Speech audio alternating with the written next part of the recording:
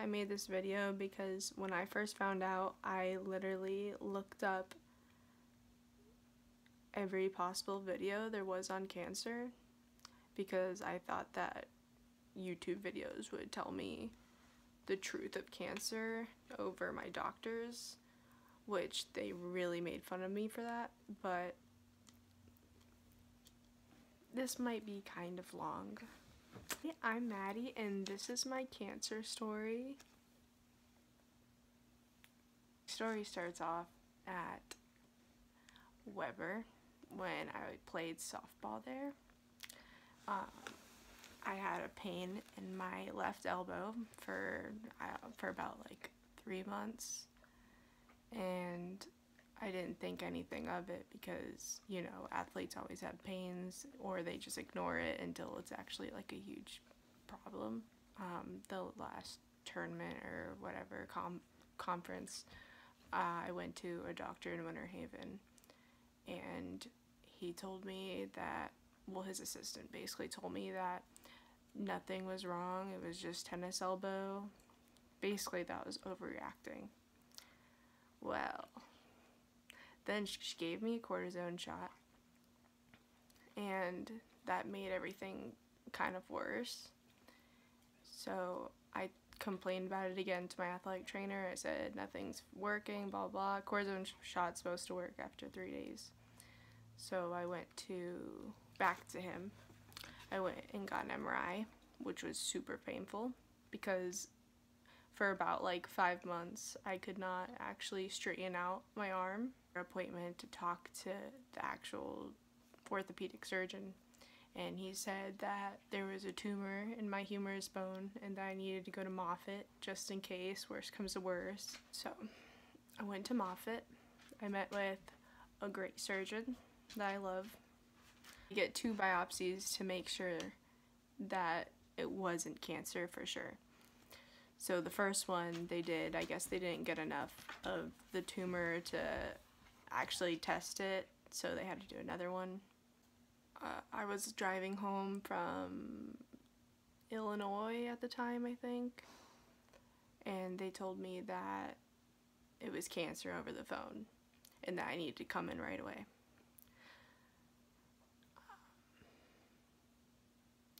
Which sucks. But after that, we went through fertility surgery, which was honestly probably worse than cancer. I mean, it's not worse, but like it's equally probably as bad. I don't know how people do that. So did that, and then I started chemo. I was technically diagnosed with Ewing's family, so Ewing's sarcoma family, but they did multiple tests. They thought it was B-core, but it turned out it wasn't. So technically we still don't know what type of sarcoma I have, because I guess it's so rare, which sarcoma already is rare as it is, but I know it's in the Ewing's family. Therefore, Ewing's treatment plan is 14 rounds of inpatient and outpatient, and it's like IE is inpatient and outpatient is VDC. So then I got to, I think, my 6th treatment, and after your 6th treatment you have surgery to like remove the tumor, which some people's stuff is different obviously, but mine is like this. After my 6th treatment, I had my complete elbow removed. So, and then they also had to cut like half of my humerus, like to the point where there was no more tumor left over in the bone, so that obviously it wouldn't come back anymore. So it's made out of metal. It's still my arm, it's just metal instead of bone.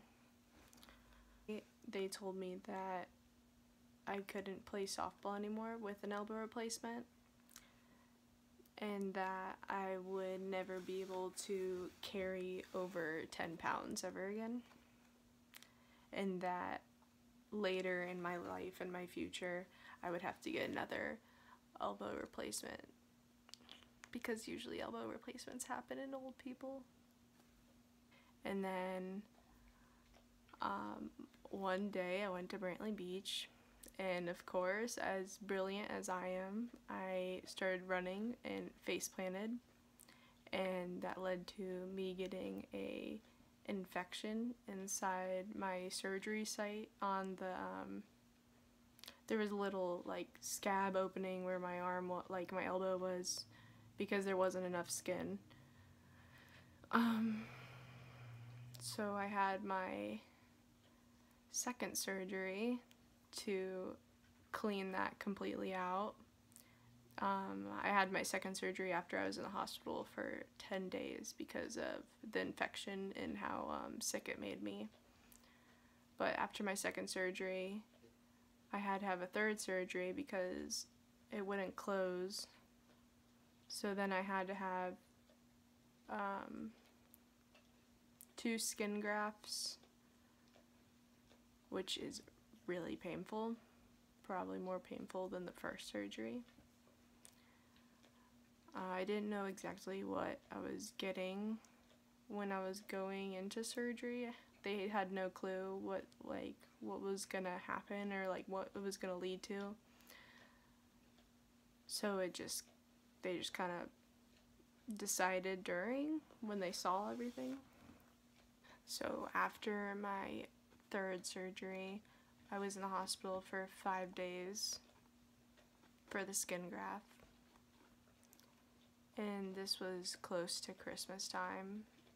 So I told my parents that I never wanted to go back inpatient again, which inpatient is hard, but I mean, the nurses make it great because I know they're gonna watch this, so the nurses are great, but inpatient is very hard.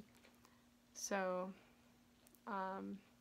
my dad was already living in Cleveland and working in Cleveland, so we all relocated to Cleveland so I can go to Cleveland Clinic, because at Cleveland Clinic I can go to a pediatric oncologist and like a pediatric hospital, and here they have a lot of funds.